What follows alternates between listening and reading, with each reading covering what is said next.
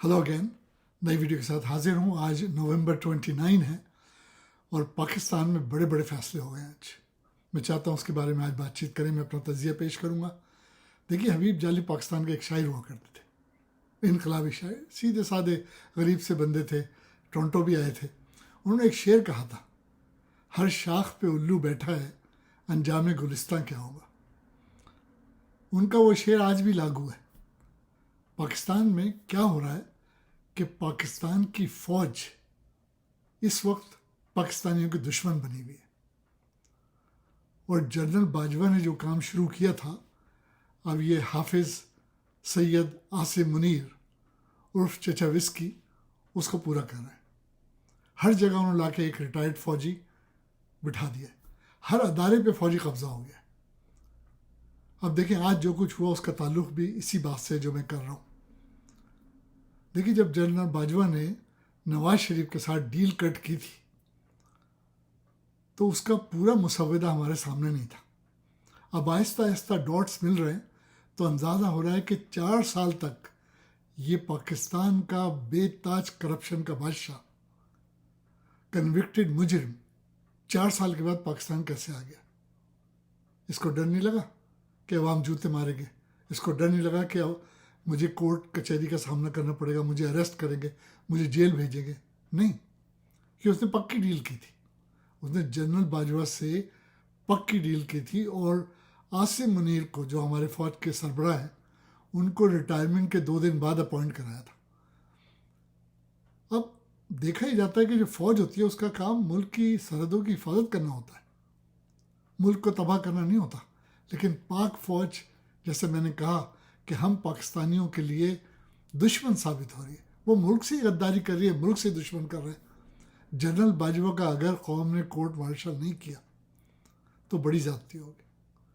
Court martial पे याद आया कि 2 रिटायर्ड फ़ौजी, मेजर आदिल राजा और मेरी साहब, ये दोनों प्रोग्राम करते हैं और जनरल आसिम मुनीर को उन्होंने ही चचा विस्की और हाफिज़ विस्की और इस किस्म के नाम दिए हैं।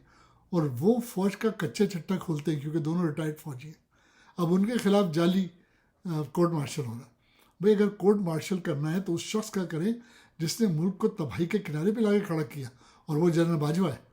दूसरी बात आप नोटिस करें, गौर कीजिएगा कि जितने फ़ौज के सरबराह रिटायर्ड होते हैं ये मुल्क में नहीं रहते, ये मुल्क से बाहर जाके सेटल होते हैं। आप किसी को भी देख लें, सब के सब बाहर सेटल है।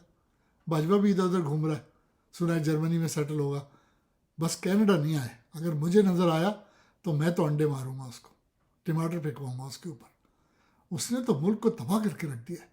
और अब जो कुछ कसर रह गई थी वो जनरल आसिम मुनीर पूरा कर रहे हैं। जिस किस्म के इनके आसपास फ़ौजी टोला बना लिया इन्होंने, वो सिवाय मुल्क को नुकसान पहुँचाने के और कुछ नहीं कर रहे। यानी आसिम मुनीर साहब फ़ौज के सिपा सालार हैं, उनका काम फ़ौज की लीडरशिप करना है, लेकिन वो सियासी कामों में मदाखलत कर रहे हैं। वो माशी प्रोग्राम बता रहे हैं। अरे भाई, it's none of your business, आपकी एक्सपर्टीज़ तो हैं भी नहीं उसमें, आप क्या बातें कर रहे हैं। और टोटल कंट्रोल है फ़ौज का, टोटल कंट्रोल हर अदारे पे।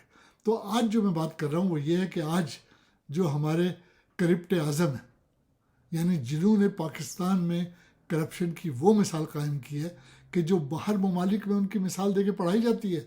यूरोप में नवाज शरीफ की करप्शन पे पेपर है और बताया जाता है करप्शन कैसे होती है।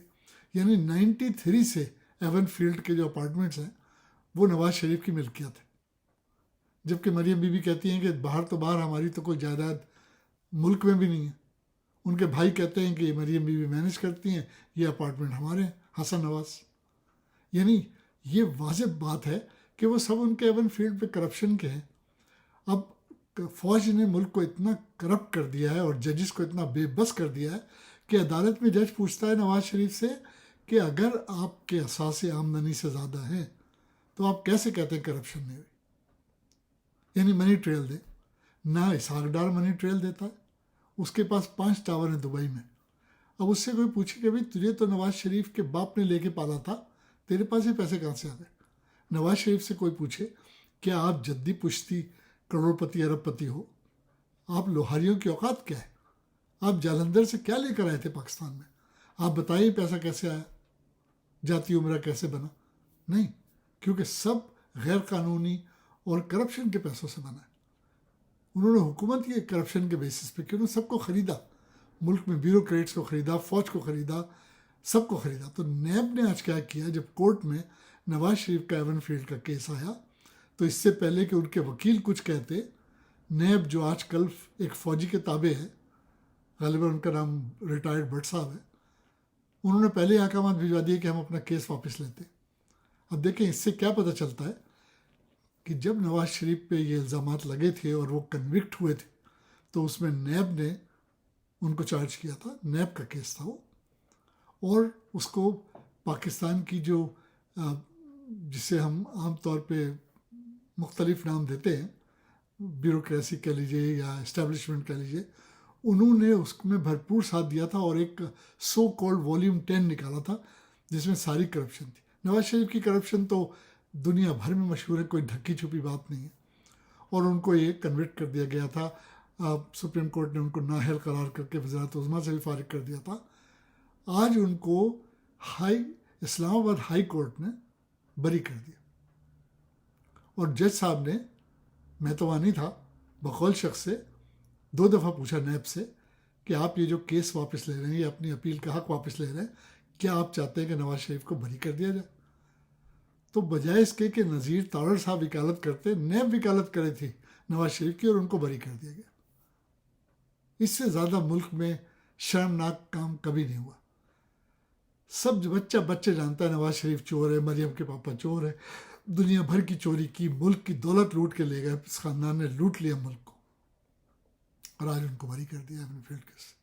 اور آہستہ آہستہ آپ دیکھیے گا کہ نواز شریف اسی ڈیل کے تحت آئے ہیں کہ ان کے اوپر سے تمام چارجز ختم ہو جائیں گے، اور کچھ بعید نہیں کہ ان کا خریدا ہوا کوئی جج ان کو کل صادق و امین بھی کہہ دے. Never know. اب اگر ہم آتے ہیں دوسری بڑی خبر کی طرف، تو دوسری بڑی خبر یہ ہے کہ عمران خان صاحب کی پارٹی پی ٹی آئی کو الیکشن کمیشن نے انٹرا الیکشن کا حکم دیا تھا اور کہا تھا سیٹرڈے تک ریزلٹس لے آؤ. تو پاکستان میں آج جمعرات ہو گئی ہے، جمعے کو الیکشن ہے. تو عمران خان صاحب کو موروثی سیاست کا کبھی نہ شوق تھا، نہ کبھی انہوں نے اس بات کو زور دیا تھا کہ سیاست کو موروثی ہونا چاہیے.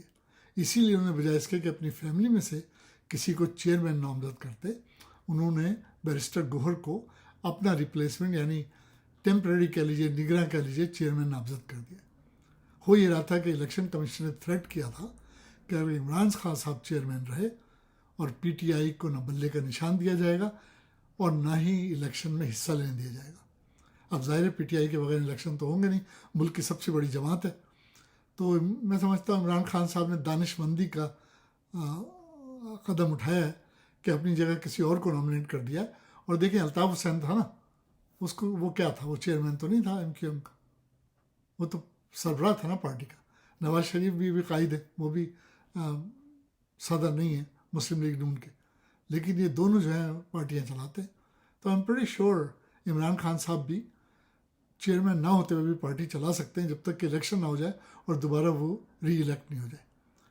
اب یہ کہ بیرسٹر گوہر کو کیوں نامنیٹ کیا، اوروں کو کیوں نہیں کیا، چلیے فیملی سے نہیں کرنا تھا کوئی بات نہیں، دوسرے بھی تھے، ان کو نہیں کیا. اس کی یقیناً وجہ عمران خان صاحب خود جانتے ہوں گے کہ انہوں نے یہ کہا کہ میں ایک آؤٹ سائڈر کو نامنیٹ کرتا ہوں تاکہ پارٹی پہ یہ چھاپ نہیں لگے کہ یہ بھی موروثی پارٹی ہے. چلیے اللہ کرے ان کا یہ اقدام صحیح ہو، کہ ووٹ تو بہرحال عمران خان کے ہیں، بلے کے ہیں. انشاءاللہ اگر الیکشن فیئر ہوا تو کچھ بعید نہیں کہ سمپل میجورٹی یا ہو سکتا ہے اکثریت میں پارٹی جیت جائے اور عمران خان صاحب کو وہ واپس لے کر آ جائے.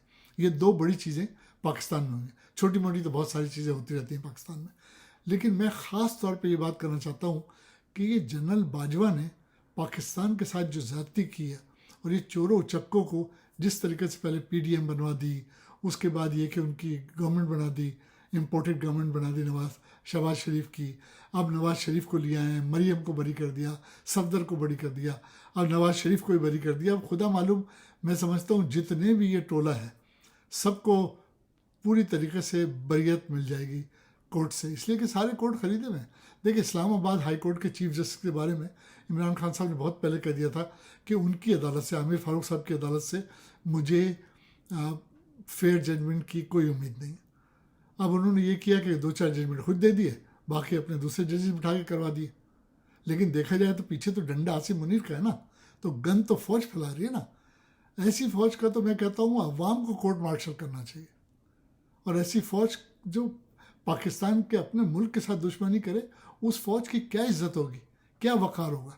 ایک زمانے میں بڑی عزت تھی فوج کی، آج پورا پاکستان تھو تھو کرتا ہے فوج پر بھی، فوج کے سربراہ پر بھی. اللہ تعالیٰ اس ملک پہ رحم کرے.